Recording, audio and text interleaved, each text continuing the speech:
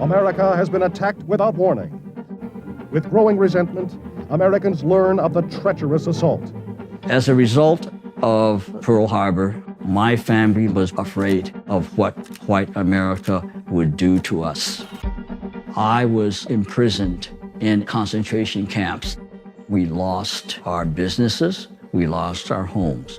Our civil rights were suspended. I was 3 years old. White America chose to punish Japanese-looking faces. I somehow survived. 79 years later, I'm still here.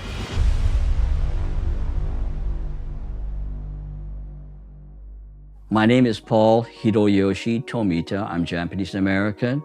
I am 82 years old, born in Seattle, Washington.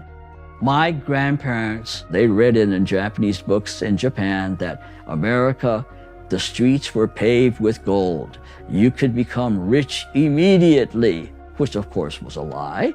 But the thing here, they didn't know that until they came, and through hard work, we made it.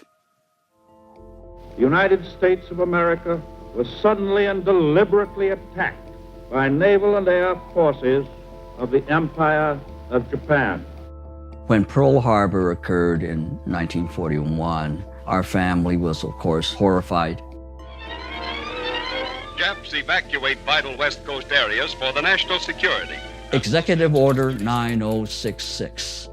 That order gave the U.S. military the authority to arrest anybody who they thought would be an enemy to America. The U.S. military chose to only use that against Japanese Americans, not against German Americans. This was our second war against Germany. They included only us.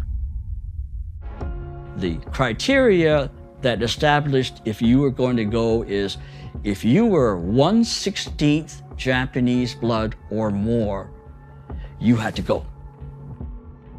Everything that we owned, that we took with us, it was only what we could carry.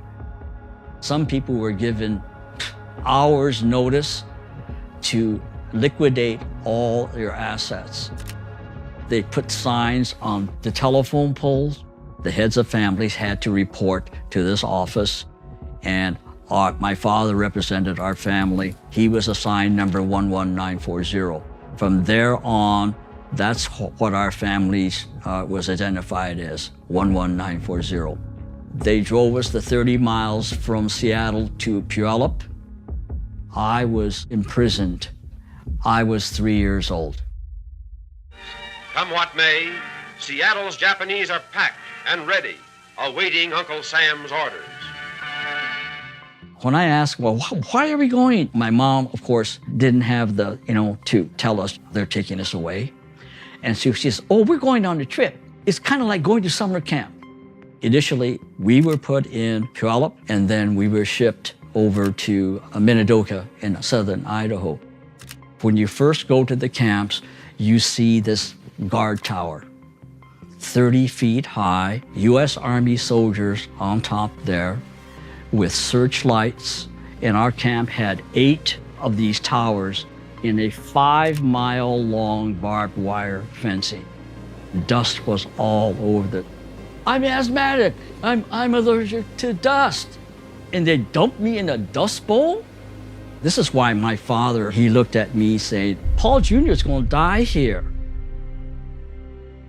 When we got up every morning, your eyes, your nose, your mouth, your ears, and any other parts had this dust, this talcum powder dust all over your body. And I remember my mom, before we would go to bed at night in our barracks, she would get newspaper, she would strip them into long strips and soak these strips, and she would plaster it against the biggest holes in our barracks.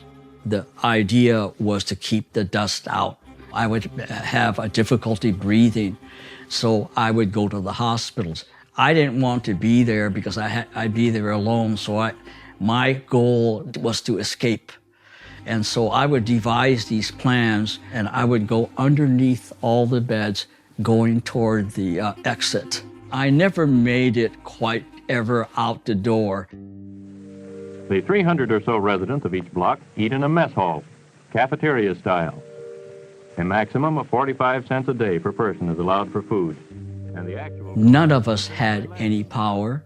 They told us when to eat, to sleep, and everything. It was like watching zombies. And essentially, you just get up, you get in line at the mess hall, and you wander around, you wait for lunch. And after lunch, you wait for dinner. There's no future. They couldn't tell how long we were going to be there. We were told nothing. Even though we were American citizens. My father, he volunteered right after Pearl Harbor. And that's the reason why we got out of Minidoka early. We were there 11 months. On December 31st, 1945, the war was over. The war ended, we were all released. My family took a train all the way from the East Coast back to Seattle. After the war, we had no choice. Many of the same people maybe that we even lived in before the war wouldn't rent to us or wouldn't let us stay there. The word back here in the, like typical in the West Coast, is that, quote, if the Japs come back, we're gonna kill you. And that's why almost half of those who got out of the camps after World War II went east. We were fortunate in the fact that a few of our non-Japanese friends, they actually kept a lot of our machines and so forth for us. Unlike a lot of other Japanese Americans who put their valuables in storage, when they came back, there was nothing in there. World War II changed a lot of things. As strong as a Japanese American is, it crushed them. One thing I did notice post-World War II, Japanese American, and particularly men, they drank a lot. The only people they could control is their family. So they beat their wife up, they beat their kids up. And I saw it, oh, definitely. And again, suicide, the suicides went up. And many psychiatrists and psychologists said, everybody, including children who were in that camp situation, they will have at least diagnosis PTSD. At least that.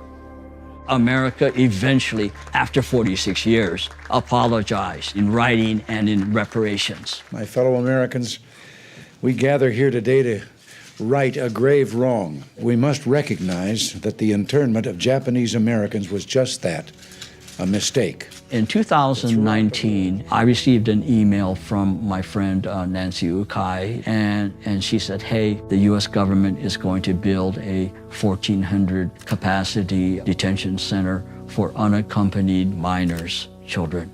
Would you be interested in protesting this? And so what we did, we planned on demonstrating in front of Fort Sill.